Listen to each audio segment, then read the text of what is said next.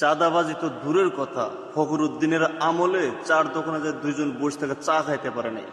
বাংলাদেশে কিয়ামত পর্যন্ত ফখরুদ্দিনের মতো সুশাসন আসবে না, কারণ ফখরুদ্দিন সরকারের আমলে এমন কঠোর ছিল যে পুলিশ সেনাবাহিনীর সামনে মানুষ দাঁড়ানোর সাহস পেত না। কিসের আওয়ামী লীগ, কিসের বিএনপি, কিসের খালেদা, কিসের শেখ হাসিনা, সবাই ইল্লাল্লাহ জিকিরের উপরে ছিল।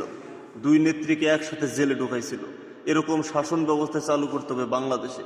বাংলাদেশের শাসন ব্যবস্থা যদি আবার নতুন করে চালু করতে হয়, তাহলে ফখরুদ্দিনের শাসনামল প্রত্যেকটা নেতাকর্মীকে পড়ে সংসদে আসতে হবে। ফখরুদ্দিনের শাসনামলের সেই সোনালী দিনগুলো আজও মনে পড়ে। মাথার চুল আউলা বাউলা থাকার টাইম ছিল না, মাঠে ঘাটে নর্তকীরা নাচার টাইম ছিল না, রাতের অন্ধকারে বক্স সেট বাজায় বিয়ে করবার সাহস ছিল না। মনে রাখবে, ফখরুদ্দিন সরকার বারবার দরকার।